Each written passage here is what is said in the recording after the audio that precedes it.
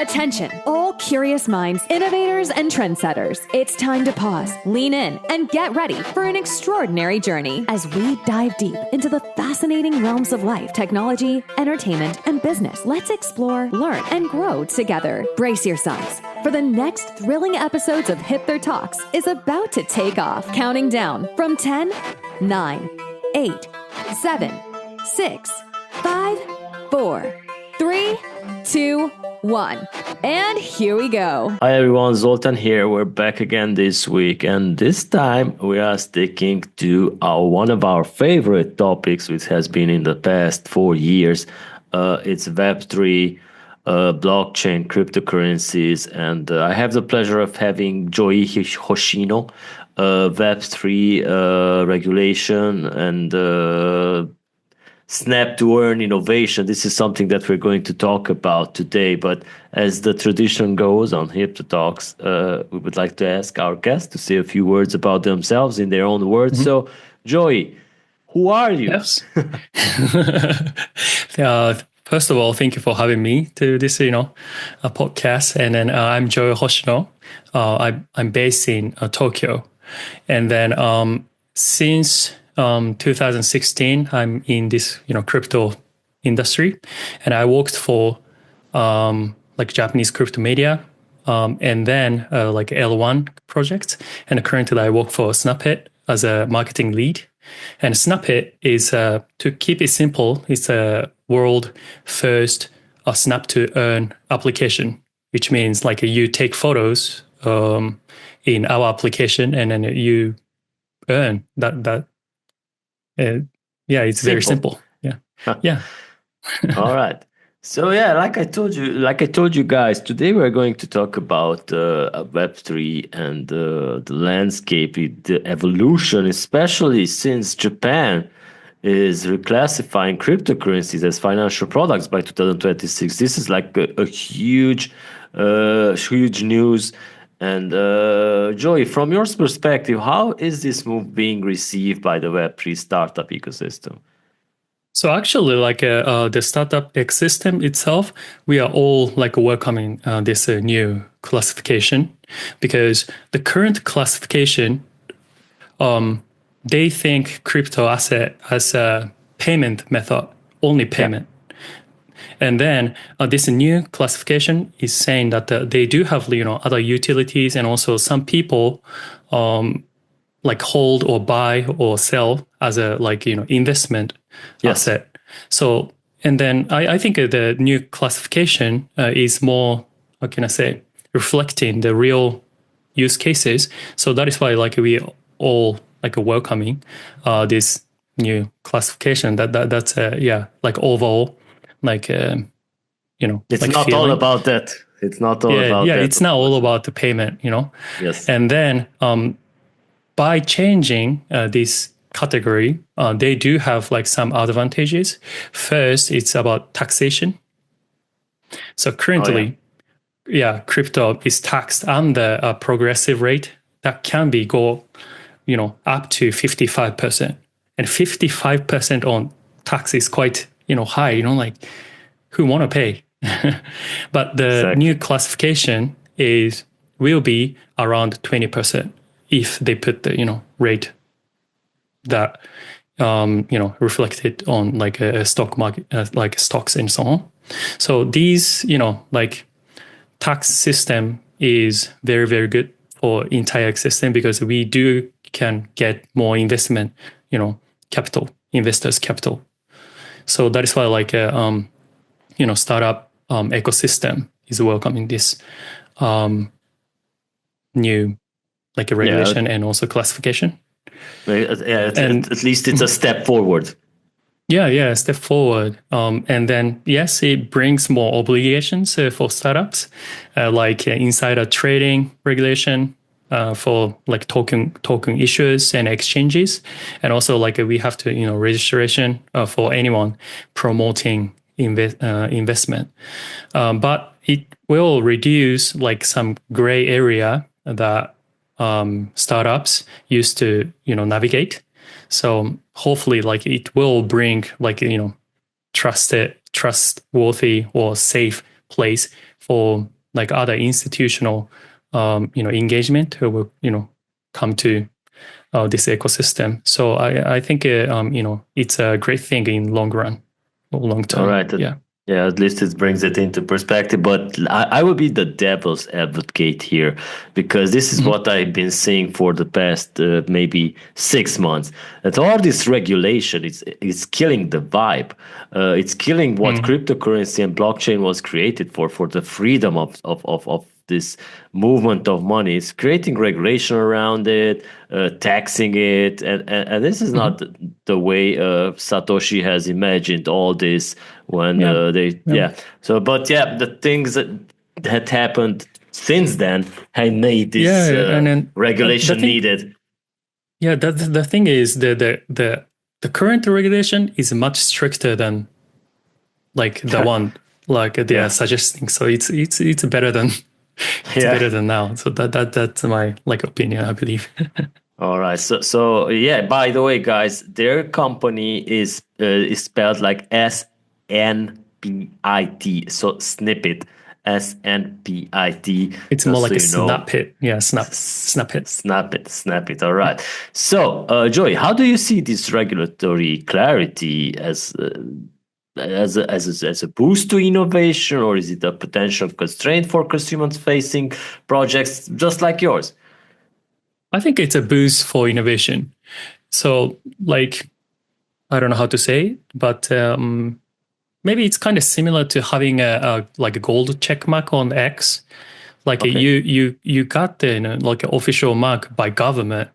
So meaning there's like more chance for like collaboration with existing companies, especially in Japan. There's so many like huge IPs and like anime, like gaming culture. So I think it's because innovation to like, from my perspective, it's more like collaborating with other companies or like merge with other like ideas. So I think it's a boost, and even for the user's perspective too, it's similar to how we trust apps on App Store, because we all know that Apple is checking all the apps, and that is why we like trust these applications to download and play. So like having a clear legal framework, I think it's encouraging mainstream adoption of Web3. So yeah, that's my opinion. All right, that makes sense. So since we're not very familiar with what's happening in Japan in terms of Web3, most probably you guys are booming there like you do with technology. So I'm curious about what makes Japan such a fertile ground for Web3 adoption right now, especially for lifestyle apps that are blending now crypto with gaming and social activities. Yeah, I think I should point out like 3 things, especially about the gaming. 3 things. First, it's about like culture. Since like I was born, or like even before.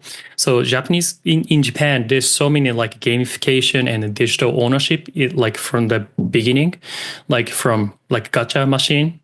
Yeah. Have you ever been to Japan before? No. But I know about this. You should. Yeah, yeah, definitely. Like they do have like physical gacha machines, and also like we do have like Pokemon cards culture, and then it's quite huge in other countries too nowadays. Yeah. But still, like we do have this culture, and then it's quite similar to some of the NFT projects too.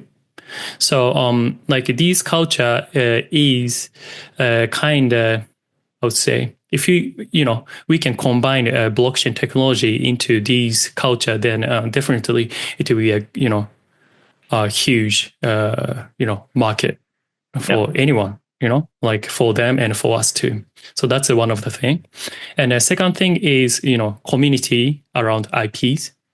Yeah, and I think that the community is based on like shared knowledge and memories and maybe feeling too. Like if you watch anime, then if you like feel the same, then it's a maybe you are one of the community already, and then you talk about it. And then in Japan, we do have so many IPs, like worldwide IP. Like I mentioned about Pokemon card, but Pokemon is one of that. And then like other anime and gaming. So if like we can, like approach or like bringing these people into the Web3 market, then it will be, huge potential, because community, we cannot copy and paste community. It takes, decades to create. And especially I mentioned about the Pokemon cards, so maybe I will go with the Pokemon, but they are created in like 1996. So it's there, like more than 20 years, maybe 28 or 27 years. Yeah. And then this community is just, growing. And it took like years and years.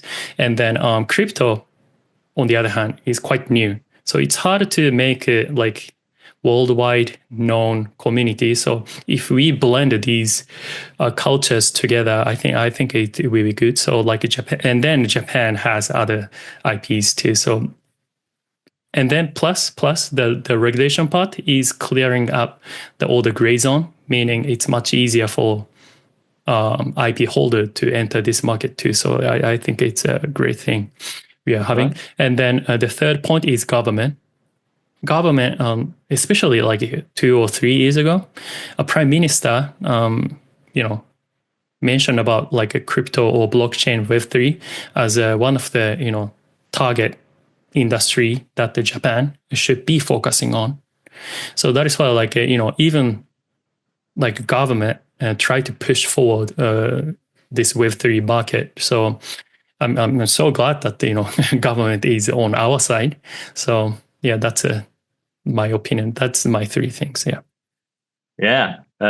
I may not been to Tokyo or Japan, but I live and breathe Japanese because my favorite band is Toyota, and I'm a huge ASICS fan. So, and I see that ASICS has done a lot of gamification as well, and they've been using virtual reality to create the game. And this is awesome, and it's great that the culture is behind it. It's not so many countries that have culture behind such things. And yeah, let's talk about your company and SNPIT. SNPIT. SNPIT. Yeah, I'm going to remember this forever now. SNPIT is a snap to earn model, as you said, and it's very fascinating concept. So, what inspired this, and how does it actually work for users? I'm really curious about it. So, SNPIT, we all aims to become a world repository. That's our vision. And then SNPIT is just one of the steps to go to this vision. And then the world repository, meaning it's a like worldwide database for pictures or photos. So that's the thing we are trying to make. And then like when you see like other social medias, there's so many filtered or edited pictures, and also like nowadays there's so many AI generated pictures, and then they are not like a real. So what we are trying to capture is like a real moment that you are having in real life. So that is why like in the SNPIT, this application, you can take photos, but you can upload photos from other application or like a camera that I'm using. Like I use Fujifilm X-S10. It's not allowed because sometimes people steal pictures from others. So we don't want them to steal other people's work. Plus, when you take photos, you like all the data, like for example, like when you took photo and where you took photo, these data will go up to the blockchain. So we definitely know that who is taking this photo and at where and when, at what time. So that is why like we kind of secure these information. And then to upload these pictures or images, we have to kind of incentivize people to use this app. That is why we use to earn system. So like you can upload your photos, and then actually you can join a game in the app, which is like kind of we call it battle. So you submit, and then another like user submit, and then the other users will vote which picture is better. And then if you win, you gain token, and then you can exchange this token, our token, to Bitcoin and other like Amazon gift card and so on. So that's like an incentive for users to use our application. And then we are trying to kind of rewarding or helping people who are submitting, or creators to submit their work on our ecosystems. Yeah. So that's sorry, it's kind of long, but and that was my problem. No, it's not a problem. In the meantime, I was thinking about these things that I've read about Japan and the Abenomics. Shinzo Abe's man, that guy was my favorite person in the world. Yeah, I don't know. I looked up to him, and the fact that this is a sad thing. He was killed, and 8th of July. That's my birthday. So, he was killed on my birthday in 2023. And that was huge in Japan too. Yeah. And I remember that he really had a plan for blockchain, because the first point we were discussing about the taxation and everything, I think it was his main idea when they started implementing these, and they went on to that. But just like I just wanted to mention this to the folks that are listening to us, that there is a precedent about where it all started with the Web3 adoption in Japan, and it's a good thing. And let's talk about you guys. Yeah, you wanted to say something?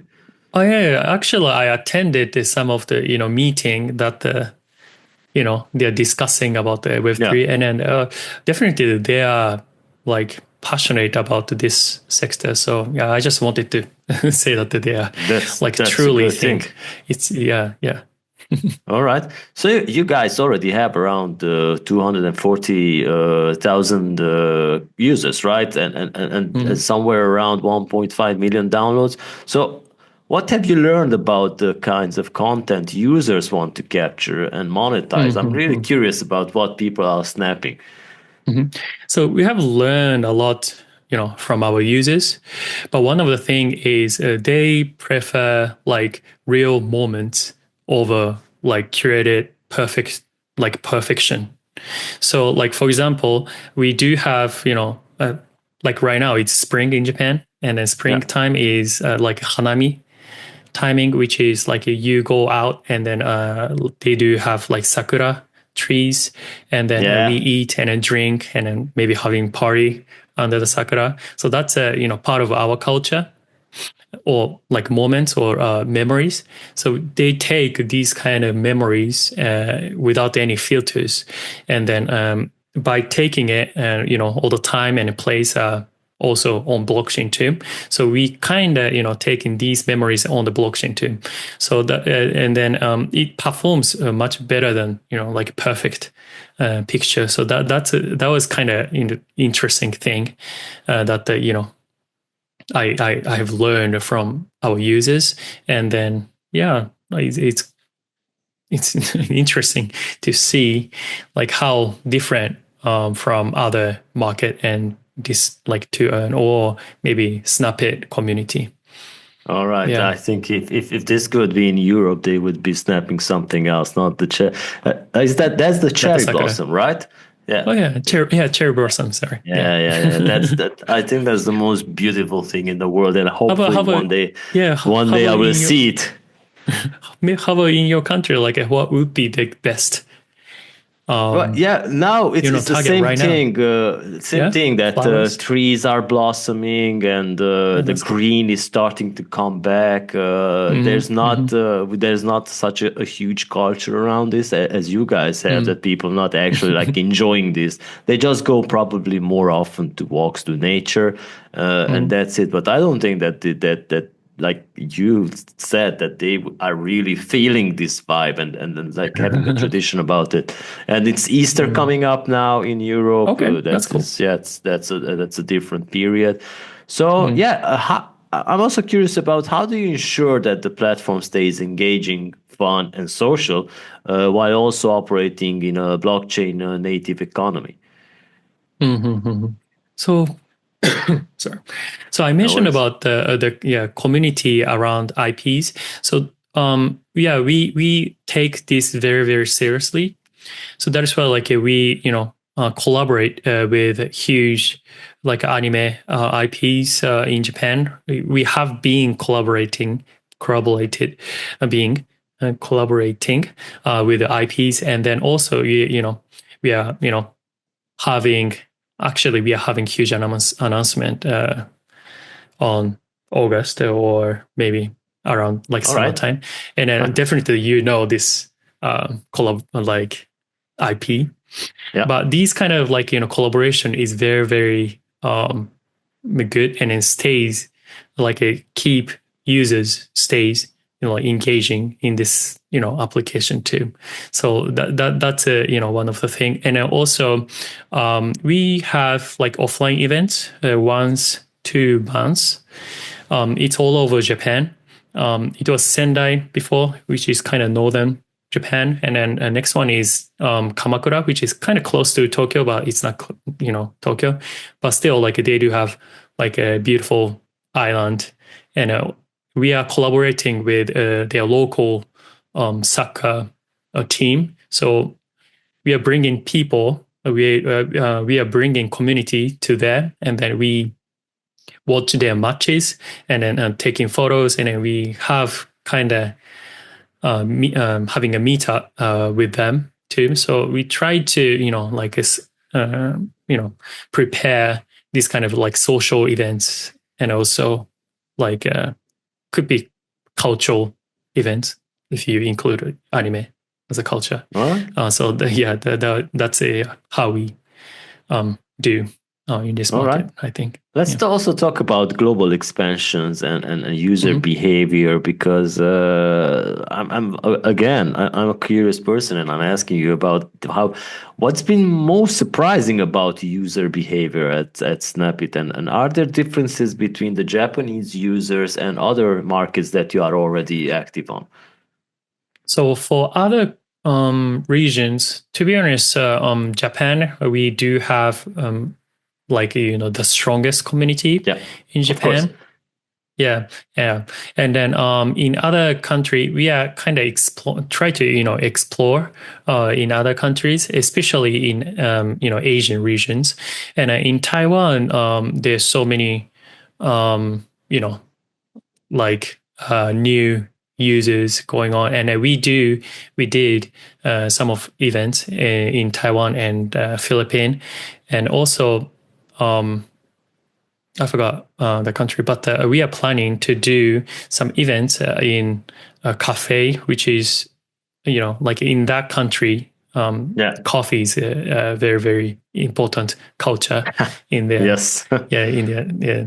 So we are planning these events. So that's we are trying to kind of localize our application in different regions, and then it's kind of try and error, but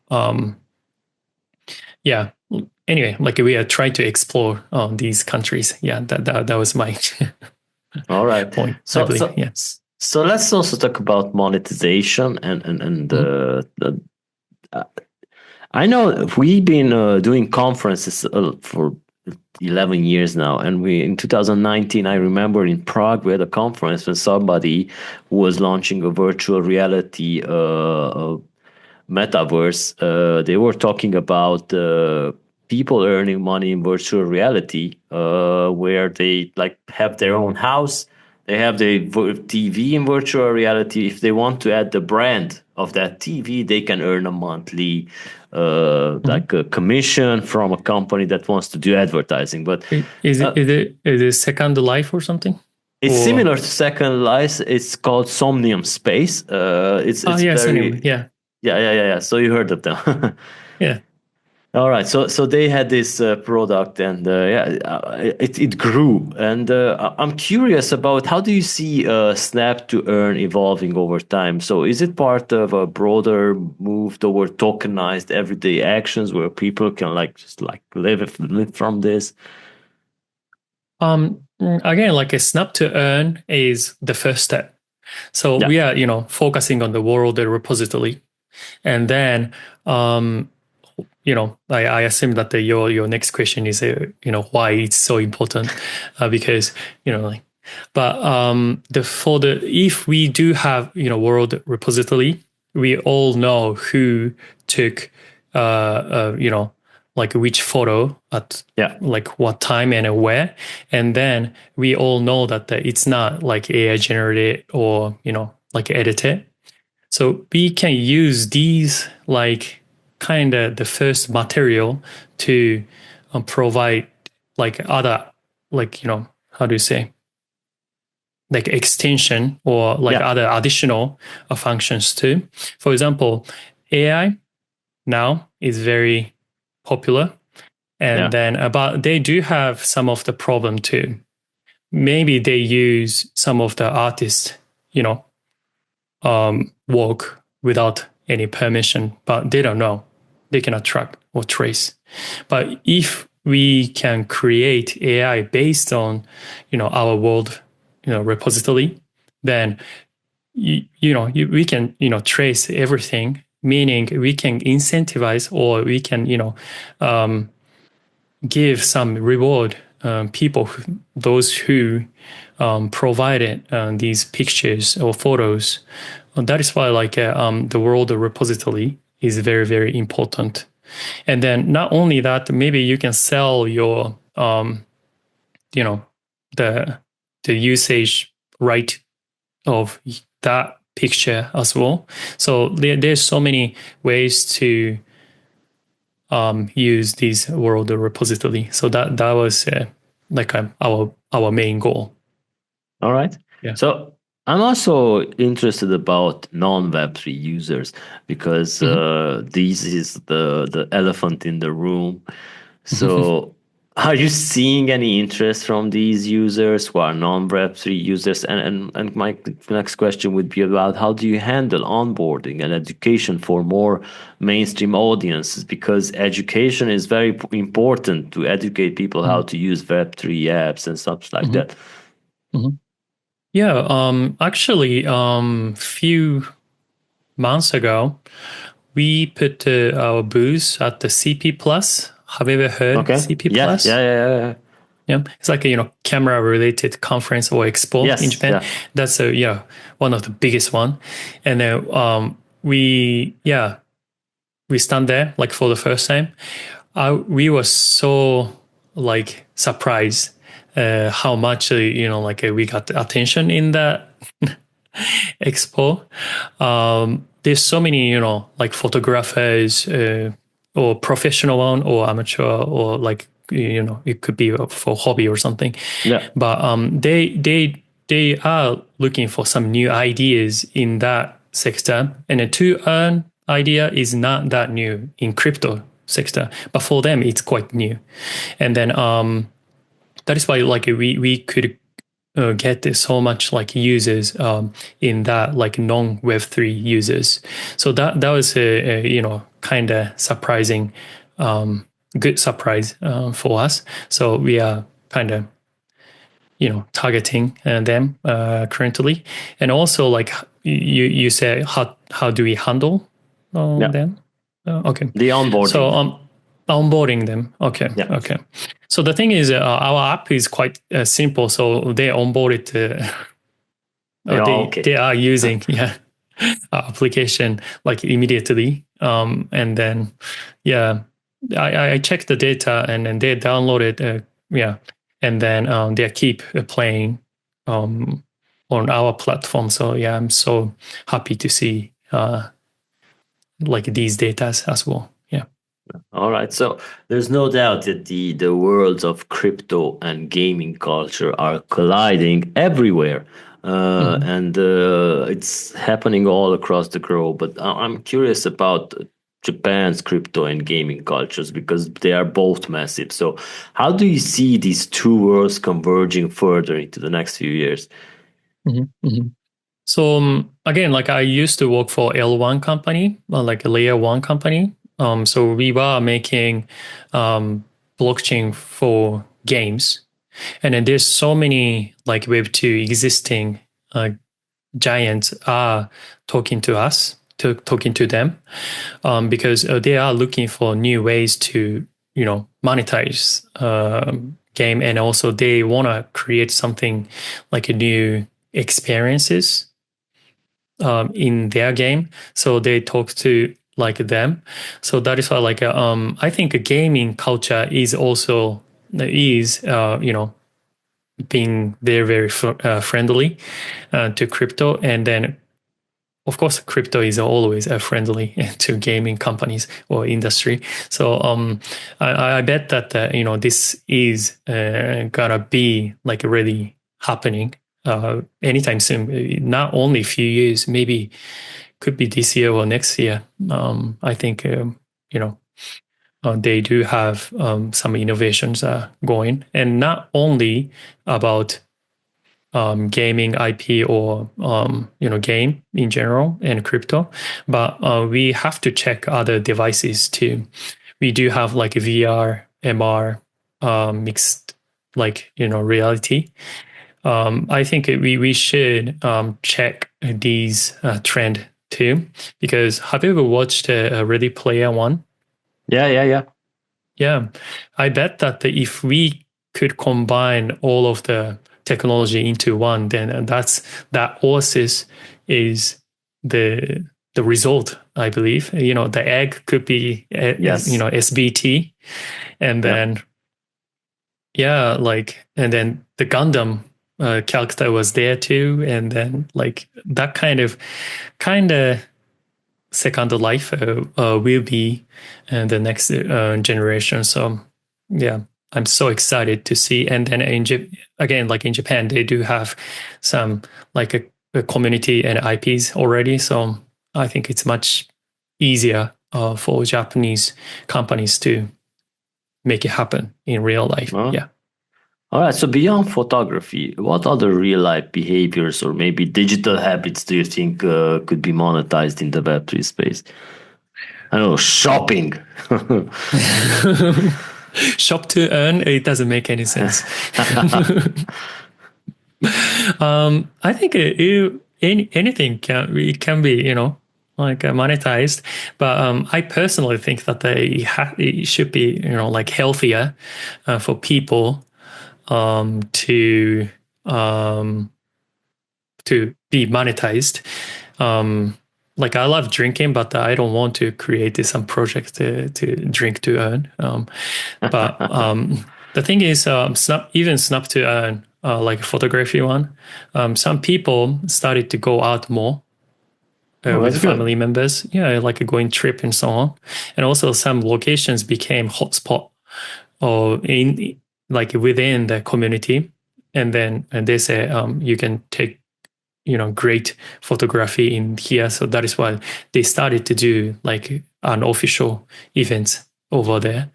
So like these kind of like a positive real life behavior should be, incentivized, not like, going bad. So that's just my personal opinion. That's a great idea. All right. So what about your vision for SNPIT in the post 2026 Japan when the crypto is officially under the financial regulation? So the current regulation is focusing on the transparency. Yeah. So maybe I should answer this in one word: transparency.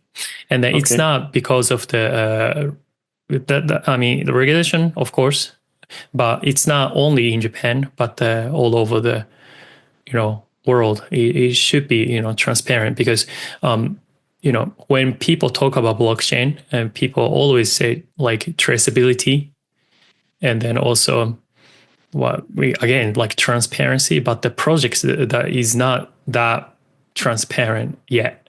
So like we believe, or maybe I believe that it's kind of like natural to be transparent as a project too.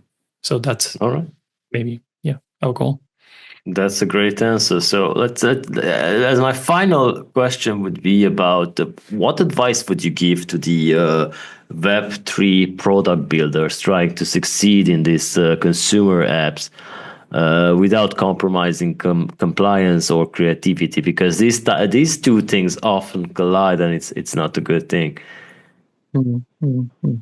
I think it's never about like compromising. Is the key is just designing with intentions. So that maybe that's the sentence I just want to Yeah, again, transparency. give. So like maybe that's my answer. All right.